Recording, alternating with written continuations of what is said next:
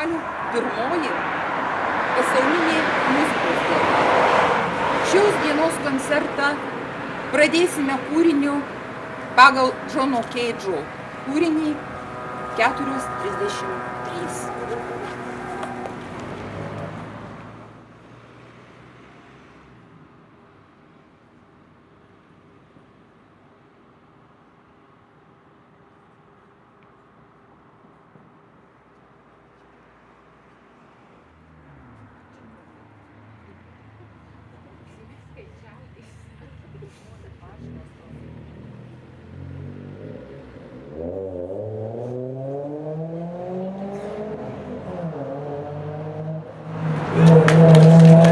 Nors visi šalies aukščiausi politikai ir valdžios atstovai tikina, kad kultūra yra prioritetinė šalies sritis, tačiau vis nesiryžta vykdyti savo įsipareigojimų ir pažadų bent iš dalies padidinti kultūros darbuotojų atlyginimus.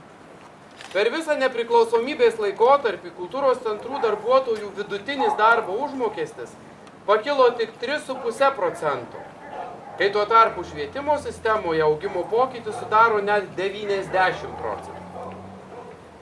Nesikeičiant situacijai, kultūros darbuotojo vieta tampa nekonkurencinga, praktiškai į šią sistemą nebeteina jauni žmonės, tad jau greitai gali Lietuvoje nutilti ir chorai, ir orkestrai.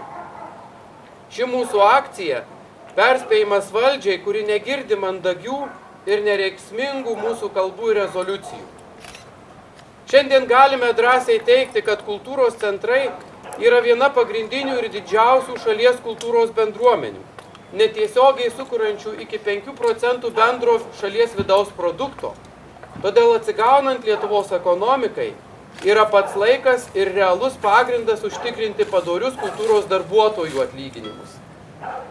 Tai trečioji akcija, kuri klausia, ar tikrai kitais metais per dainų šventę Lietuvos kultūros kūrėjai irgi tylės? Jungtinis kultūros centrų instrumentalistų ansamblis atliksintis nuotaikingą kūrinį Polka linksmoji.